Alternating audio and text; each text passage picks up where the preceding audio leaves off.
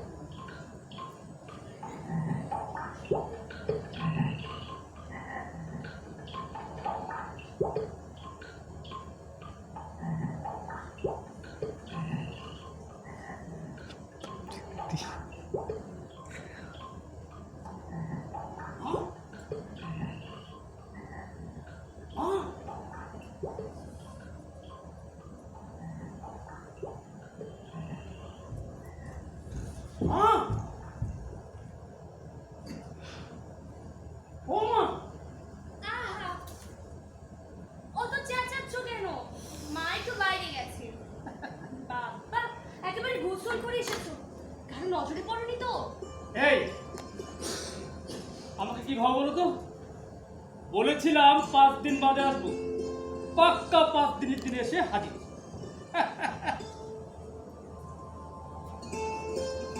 এই যে খোকমনি দাঁড়িয়ে ডেকা ডেকা চোখ করে কি দেখছো? হ্যাঁ, যাও তুমি বরঞ্চ আমার এই জামাটা নিংড়ে একটু আগুনে শুকোতে দাও। যাও, আর শোনো, খাদ্যদ্রব্য কি আছে তাড়াতাড়ি ছাড়ো, আমার হাতে বেশি সময় নেই কিন্তু। তা তোমার মতো ঘরে বসে থাকলে দেশ থেকে পাকিস্তানকে তাড়ানো যাবে? আমি বুঝি ঘরে বসে থাকি? আমি অস্ত্রগুলো পরিষ্কার করে রাখি। তাছাড়া সেনগান, এলএনজি আর রাইফেল চালানো শিখেছি। শুধু গ্রেনেড ছোড়া আর মর্টার বাকি আছে। এসব তো আমি আগের বারও শুনেছি। নতুন কিছু থাকলে বলো। আরেকটি নতুন জিনিস আছে, গান। হ্যাঁ, কি গান? স্টেন হয়েছে, মেশিন হয়েছে, এবার আবার কি? গান, শুধু গান, যা গলা দিয়ে গায়। ও সেই গান? গান গেয়ে কি আপনি দেশ থেকে পাকিস্তানকে তাড়াবেন নাকি? খালা বলেছে গান, ক্ষেতের কাজ, লেখাপড়া সব পাশে পাশে শিখতে হয়। অবশ্য তোমার যা গলা, অমন গলায় গান শুনলে পাক আর্মি বাপ বাপ বলে দেশ ছেড়ে পালাবে। হ্যাঁ,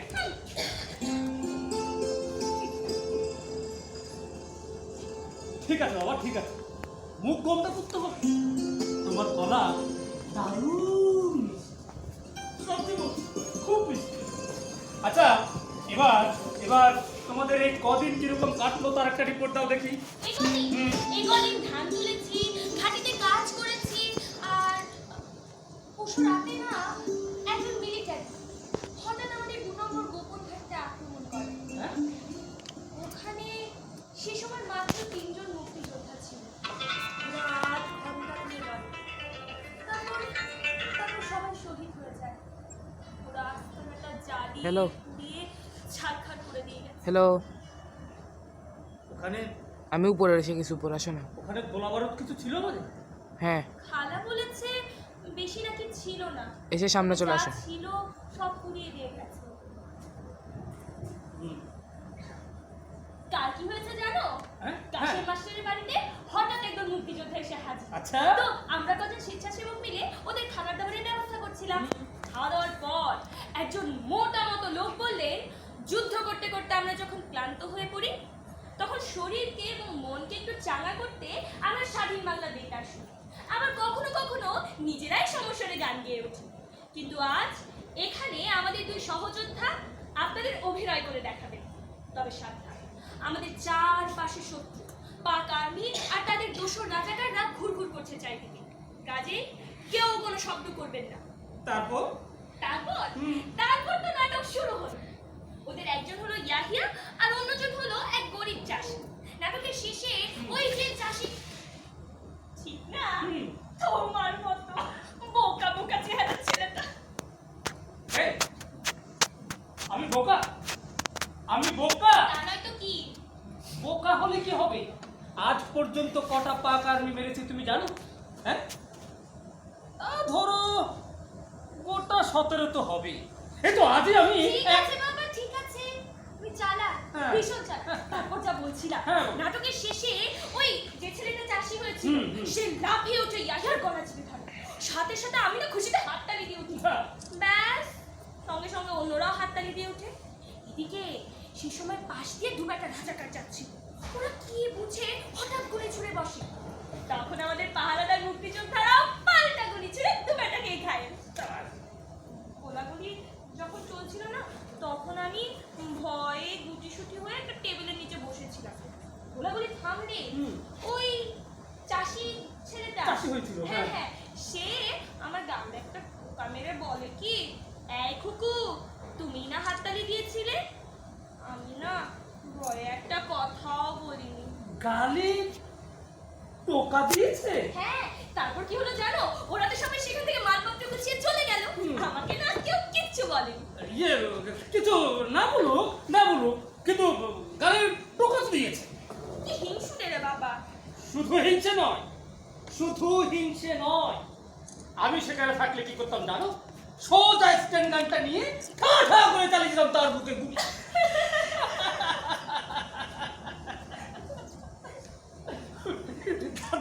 কতটা ব্যাপারটা। মা, কখন আসছিস বাবা? এই তো মা, আমি এক্ষুনি আসছি। কেমন আছিস তুই? আমি ভালো মা। খাওয়া দাওয়া কিছু খেয়েছিস? না, আমি মা খেয়েছি না। এই কই তুমি এখনো দাঁড়িয়ে রইলে কেন? যাও শিখে খাওয়া দাওয়া নিয়ে এসো।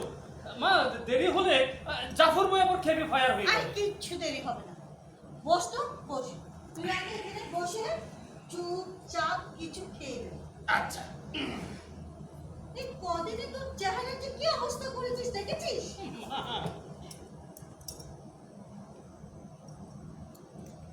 ও, একটু আগে কমরেড বিনয় এসেছিল। বিনয়? হ্যাঁ, তোর বিনয় জেঠু। আরে বাবা, ওই যে যার গল্প তোকে অনেকবার শুনিয়েছি, হ্যাঁ হ্যাঁ মা, হ্যাঁ মনে পড়ছে। ওনার কাছ থেকে তোদের সব খবর শুনলাম। আচ্ছা, ওই তোরা এখন কোথায় আছিস বাবা? হ্যাঁ, নদীটার ওপারে, মোহনার কাছাকাছি। তবে আজ রাতে একদম কুমিল্লার দিকে অগ্রসর হব। তুই এখানে দাঁড়িয়ে রইলি কেন বল? যা, খোকার জন্য যে খাবারগুলো রেখেছিলাম ওগুলো নে। শোন, ওই আলমিরার ভেতর বড় টিফিন ক্যারিয়ারে সব রাখা আছে। যা না বাবা, যা।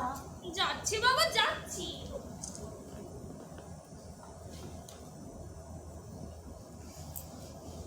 কি ব্যাপার মা? ও নিশ্চয় কাউকে বলে ফেলবে না? না, ব্যাপারটার গুরুত্ব কি বোঝে না? আসলে ছেলে মানুষ তো, ওরকম অবস্থায় তো সে কখনো পড়েনি। পাকিস্তানি জানোয়ারগুলো যেইভাবে অত্যাচার করে বলে শুনেছি। অবশ্যই। যাকে মা, তোমাকে যা বলছিলাম, এই যে বসো বসো বসো। এই যে মা, এটা দেখো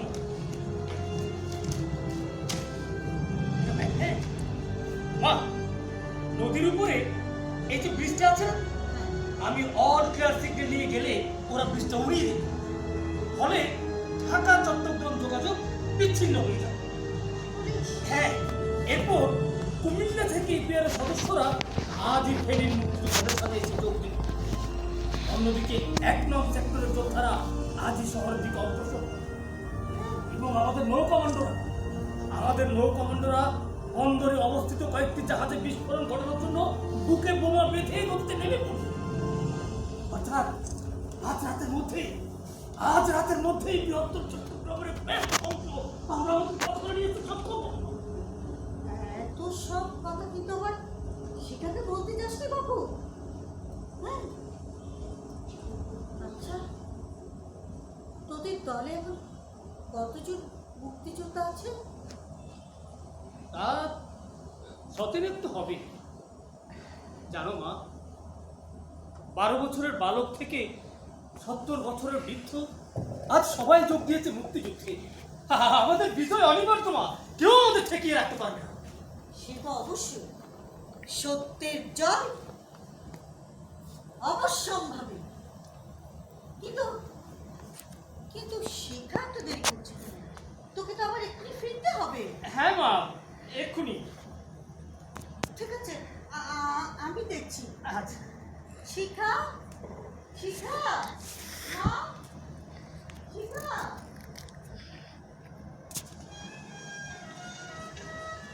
মোরা একটি ফুলকে বাঁচাবো বলে যুদ্ধ করি, মোরা একটি ফুলকে বাঁচাবো বলে যুদ্ধ করি, মোরা একটি মুখের হাসির জন্য অস্ত্র ধরি, মোরা একটি মুখের হাসির জন্য অস্ত্র ধরি, মোরা একটি ফুলকে বাঁচাবো বলে যুদ্ধ করি, মোরা একটি ফুলকে বাঁচাবো বলে যুদ্ধ করি।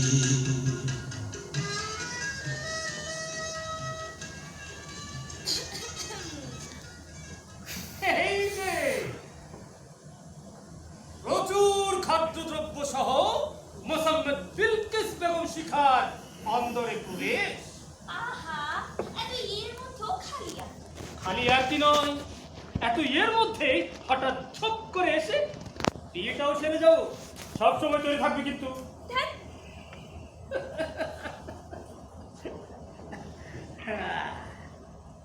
এই আসতে কি খুব কষ্ট হয়েছে? না, তেমন কিছু না। জল কাদা, সাপ খোপ, বাঘ বাহিনী আর আমাদের নেড়ি কুত্তুগুলোর হাতেই চলে এসেছিলাম 2-3 মাইল পর। কেউ দেখেনি? না, দেখেছে বলে তো মনে হয়। 2-3 মাইল পথ আসার পর দেখলাম একটা স্কুলের মাঠে পাকিস্তানি সোলজাররা প্যারেড করছে। Left right, left left right left. মহা মুশকিলে পড়লাম। আরে আমাকে তো মাঠটা পেরিয়েই আসতে হবে, এদিকে হাতেও বেশি সময় নেই। তখন আমি কি করলাম জানো? মাঠের পাশ দিয়ে, জঙ্গলের ভেতর দিয়ে আমি গুড়ি মেরে মেরে বুঝলাম। হঠাৎ হঠাৎ এক পাকিস্তানি সেন্ট্রির গায়ে গোদ করে এক বলতো, বেটা ওর স্ট্যান্ড একটা গাছের ডালে ঝুলিয়ে রেখে দাঁড়িয়ে দাঁড়িয়ে ইয়ে করছিল আর কি। না, তখন কি আর ভেবেছে অমন সময় বাংলাদেশের বীর যোদ্ধা মোহাম্মদ আজাদ এসে তার সামনে দাঁড়াবে? আহা, বীর না ছাই। তারপর কি হলো বলো? তারপর আবার কি, ওর ছোলা থেকে টুপি থেকে একটা জিনিসপত্র নিয়ে চলে এলাম। কি করে? কি করে কি করে কি করে তুমি বলুন তো কি করে ভাবছো গো? আর আমি ততক্ষণে এই খাদ্য দ্রব্যগুলোর একটু শব্দ ভাবো ভাবো।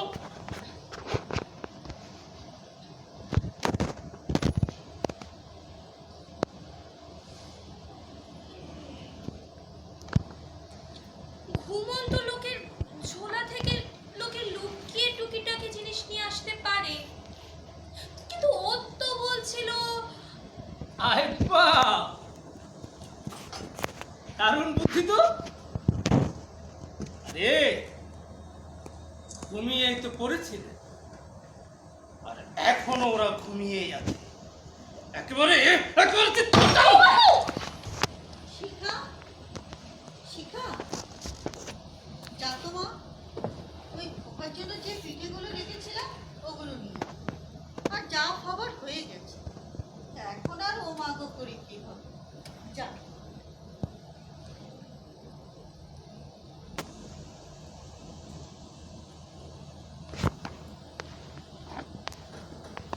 সত্যি মেয়েটার জন্য বড় কষ্ট।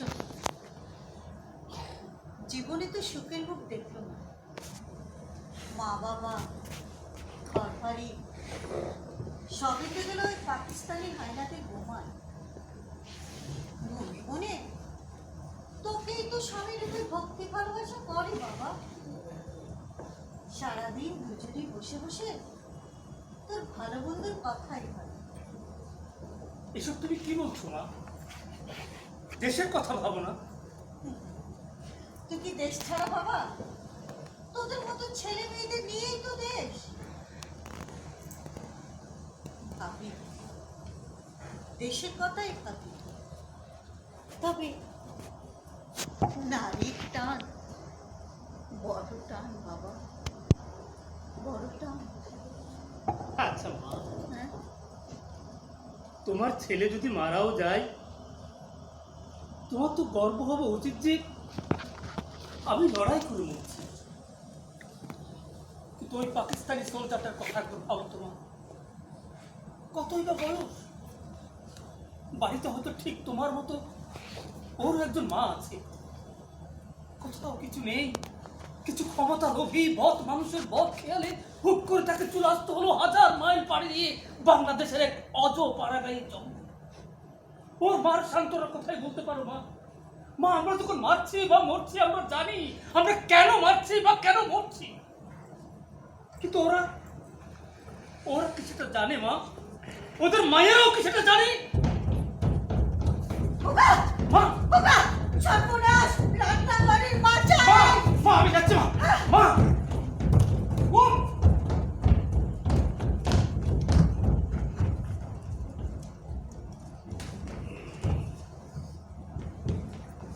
সাবধান, কেউ এক চুলো মাথার চেষ্টা করবেন না।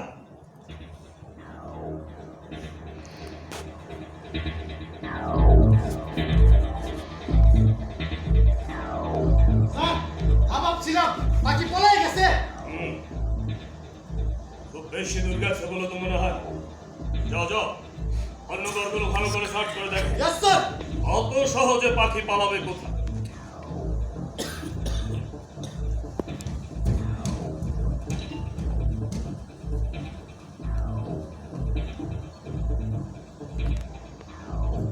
তারপর পূর্ণিমা, আপনি তো এই ঘরটাকে খুব দারুণ সাজিয়ে রেখেছেন দেখছি। হ্যাঁ, বুক শেলফে অনেক বইপত্র আছে। এই অজ পাড়াগাঁয়ে না, আপনার রুচির প্রশংসা করতে হবে। ধন্যবাদ। আপনারা দাঁড়িয়ে কেন? বসুন না। আপনার সম্পর্কে সমস্ত সংবাদ, সমস্ত তথ্য নিয়ে আমি এখানে এসেছি। আপনি বুদ্ধিমতী, নির্ভীক, সাহস, অস্ত্র চালনায় আপনার বিশেষ পারদর্শিতা রয়েছে। বিশেষ করে আপনার স্বামী ছিলেন একজন সন্ত্রাসবাদী। না, উনি একজন বিপ্লবী ছিলেন। কারো কাছে বিপ্লবী, কারো কাছে সন্ত্রাসবাদী। ঠিক যেমন এই মুহূর্তে যারা এই দেশে পাকিস্তানের বিরুদ্ধে যুদ্ধ করেছে, যুদ্ধ শুরু করে দিয়েছে, তারা সন্ত্রাসী, রাষ্ট্রদ্রোহী, অবশ্য কারো কারো কাছে মুক্তিযোদ্ধা।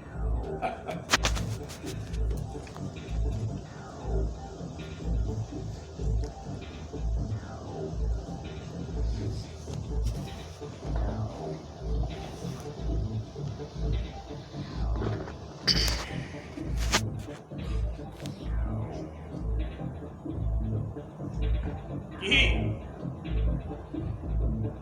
চুপ করে রইলেন?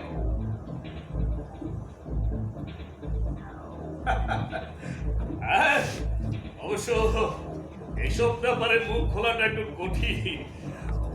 বন্দুকের নলের সামনে কেবলমাত্র বোকারাই সাহস দেখাতে পারে, যেমন দেখাচ্ছে আপনার ছেলে। আমার ছেলে? হ্যাঁ, আপনার ছেলে। মানে আপনার ছেলের মতো কিছু অর্বাচীন যারা পাকিস্তান সরকারের মতো এমন এক মহাশক্তিশালী সেনাবাহিনীর বিরুদ্ধে যুদ্ধ শুরু করে দিয়েছে। ওদের বয়সটা তো সাহস দেখানোর এই তো সময়। দুঃসাহস বল, সাহস দেখানো ভালো, কিন্তু দুঃসাহস ভালো নয়।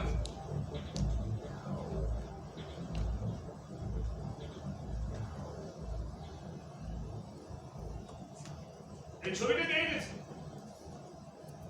আমার ছেলে। বাহ বাহ বাহ বাহ, চমৎকার চমৎকার। তা আঁকার মতো কি আর কিছু ছিল না? ফুল পাখি, নিজের পক্ষে রয়্যাল বেঙ্গল টাইগার রাখতে পারে না?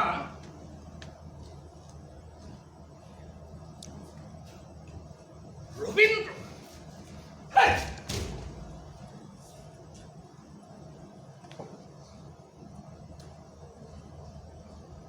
সে যাই হোক, আমাকে এখন বলুন তো, এই ঝড় বৃষ্টির দিনে আপনি একা ঘরে, আপনার ছেলেটি কোথায়? চুপ করে থাকবেন না, আমার প্রশ্নের জবাব দিন। আমাদের কাছে পাকা খবর আছে আজ সে বাড়ি ফিরবে। তা এত সব খাবার দাবার কি পরিজন? দেখুন, আমাদের উপর কি হুকুম আছে জানেন? इस पागल मुल्क को अपनी नहीं मिट्टी चाहिए, मिट्टी मिट्टी। আপনারা ভুল করছেন। আমি একা বুড়ো মানুষ, আমি খাবার খাচ্ছিল। স্যার, ওই বুড়ির কথা বিশ্বাস করি না। বুড়ি পাক্কা শয়তান। আচ্ছা,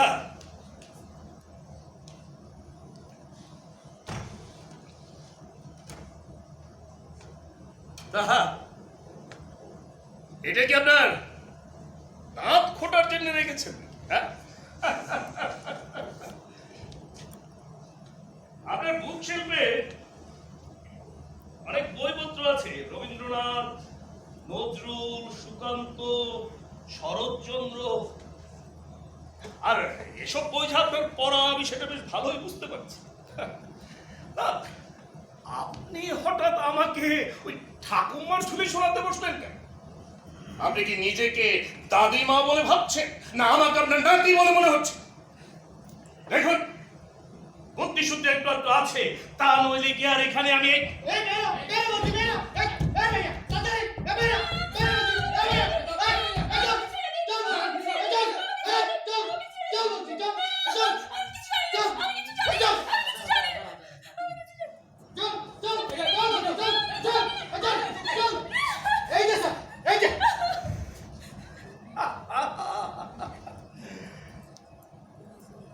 এই যে দেখছি কচি খুকি।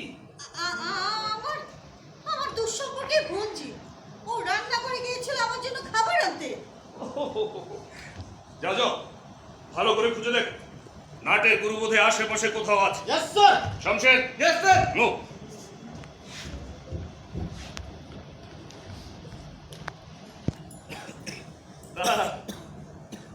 আপনি তো দেখছি একজন দারুণ মহিষী মহিলা।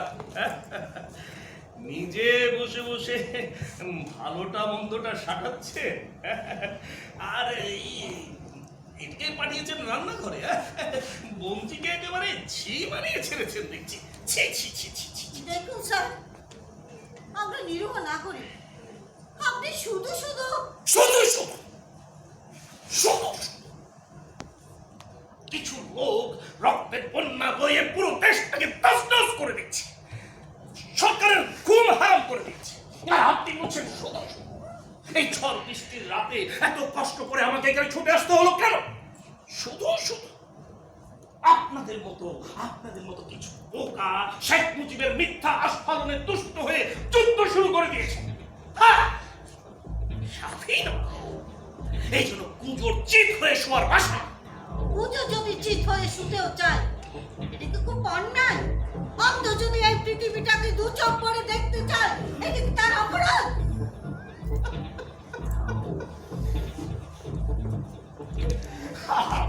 এটাই হচ্ছে সমস্যা। ওই কিছু কবিতা, কিছু সাহিত্য এইসব পড়ে পড়ে না আপনারা বড্ড বেশি স্বপ্ন প্রবণ হয়ে আছেন। স্বপ্ন স্বপ্নই হয়, বাস্তব নয়। ঘুম ভাঙলেই সেটা ফুরিয়ে যায়। যে স্বপ্ন মানুষ ঘুমিয়ে ঘুমিয়ে দেখে সেটা ফুরিয়ে যায়, আর যে স্বপ্ন মানুষ জেগে জেগে দেখে সঠিক পথে চললে তা একদিন না একদিন বাস্তব হবে। বাস! অনেক হয়েছে। স্বপ্ন ফেরি করা আমার কাজ নয়, ওটা তো কবি সাহিত্যিকদের কাজ। না না না না না, ভুল বললাম। ওটা শেখ মুজিবুর রহমানের কাজ। তিনি তো এখন স্বপ্নের ফেরিওয়ালা, আর তাই এখন কারাগারের নির্জন প্রকোষ্ঠে বসে নিজে এখন দুঃস্বপ্ন দেখছেন। না বলছি না,